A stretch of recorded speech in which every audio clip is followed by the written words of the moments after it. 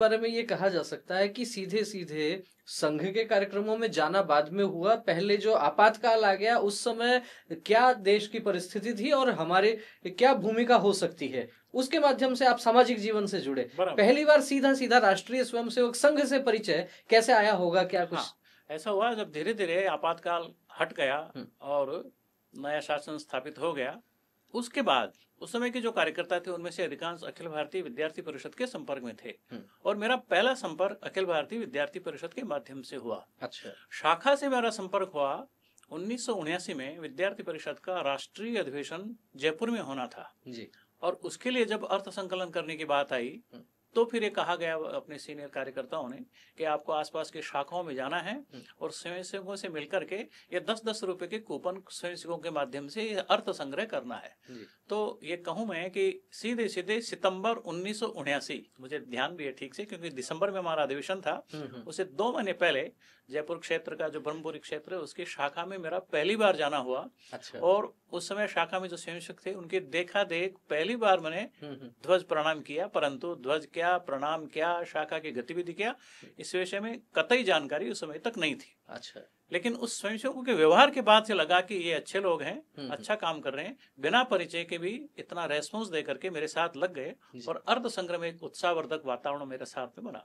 इस तरीके से संघ की शाखा से आपका जुड़ा हुआ। उसके बाद में जैसा कि आपने बताया कि मूल रूप से तो विद्यार्थी परिषद के कार्यकर्ताओं के साथ आपका संपर्क प्रारंभ में ज़्यादा रहा। संघ की शाखा में जाना हुआ, क्या संघ का फिर कोई शिक्षण वगैरह करने का हाँ, अवसर मिला? जब लगातार फिर विद्यार्थी परिषद के दायित्व महाविद्यालय स्तर से लेकर के सीधे हाँ। मेरे पास प्रदेश का दायित्व आया, प्रदेश कार्यालय मंत्री का। हुँ, हुँ। उस समय राजस्थान प्रदेश के संगठन मंत्री हुआ करते थे डॉक्टर महेश चंद्र शर्मा जी। जी।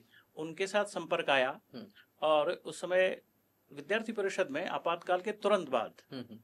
आपातकाल के दौरान ही जिन लोगों को प्रेरणा मिली थी, तो ऐसे लगभग 10 लोग विद्यार्थी परिषद में फुल टाइमर।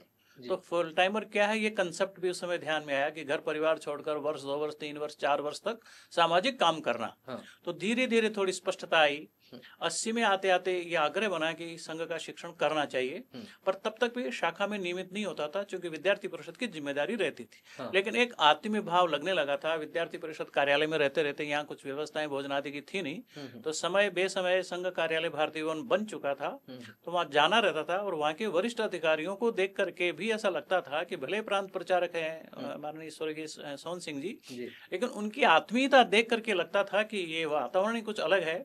और एक साधारणतया बाकी समाज में, संस्थाओं में, संगठनों में जो एक औपचारिक दूरी हुआ करती है, हुँ, हुँ। वहाँ कतई नहीं थी। और फिर सब चलते चलते 1982 में मेरा संघ शिक्षण हुआ, प्रथम वर्ष यहीं आदर्श विद्या मंदिर में। जी। तब से फिर नियमित रूप से, तो परंतु दायित्व मेरे पास फिर भी विद्यार्थी परिषद का ही रहा। दायित्व विद्यार्थी परिषद के ही रहे। विद्यार्थी परिषद में क्या-क्या ज़िम्मेदारियाँ रही आपके पास में? विद्यार्थी परिषद में प्रारंभ तो मेरा इकाई प्रमुख से ही हुआ। जी। विद्यार्थी परिषद ने जब देश भर में जनता पार्टी की सरकार बन गई, हाँ। तो एक ऐतिहासिक निर्णय विद्यार्थी परिषद ने उस समय लिया था कि हम छात्र राजनीति में, चुनावी राजनीति से दूर रहेंगे। हाँ। इस ऐतिहासिक निर्णय के बाद जब ये हुआ कि जब चुनावी राजनीति नहीं करेंगे तो क्या करेंगे, तो फिर ग्रामोत्थान हेतु विद्यार्थी, ऐसे कुछ प्रकल्प चले। तो हमारे राष्ट्रीय आयुर्वेद संस्थान की इकाई की ओर से यहाँ कागदीवाड़ा में एक चिकित्सा शिविर हम नियमित रूप से, तो वो जिम्मेदारी मेरे पास रही। आप चूँकि उस विषय से जुड़े हुए भी थे इसलिए तो वो काम मेरे जिम्मे आया। जी। और इकाई प्रमुख रहते रहते ही फिर मुझे सीधे प्रदेश कार्यालय मंत्री का दायित्व रहा।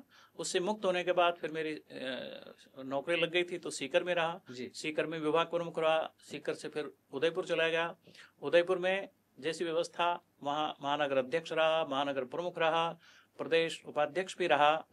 उसके बाद फिर जयपुर में जब आयुर्वेद संस्थान में आ गया, उसके बाद से निरंतर 2008 तक विद्यार्थी परिषद महानगर अध्यक्ष कुछ समय, लेकिन महानगर प्रमुख और केंद्रीय टोली में रहा। कुछ समय के लिए केंद्रीय कार्यकारिणी में भी मैंने प्रतिनिधित्व किया। तो अधिक समय जो है वो जिम्मेदारी के नाते तो विद्यार्थी परिषद में रहा। तो ये कहा जा सकता है कि विद्यार्थी परिषद और प्रज्ञा प्रवाह, इन 2 क्षेत्रों में ज़्यादा काम करने का अवसर आपको जी। मिला। इनके अलावा भी किसी और संगठन में भी काम करने का नहीं, रहा? इनके अलावा किसी अन्य संगठन का दायित्व मेरे पास नहीं रहा। अच्छा। लेकिन समसामयिक अन्य संगठन जो चलते तो मिलकर कई कार्यक्रमों में, अभियानों में, जैसे उदयपुर में रहे हुँ, हुँ। तो वहाँ वनवासी कल्याण आश्रम का अच्छा काम है। हाँ, हाँ। तो समसामयिक रूप से वहाँ जिस प्रकार के कुछ कार्यक्रम रहे होते तो जी। उनमें कुछ सक्रियता रहती थी, हुँ, हुँ। परंतु प्रत्यक्ष दायित्व केवल विद्यार्थी परिषद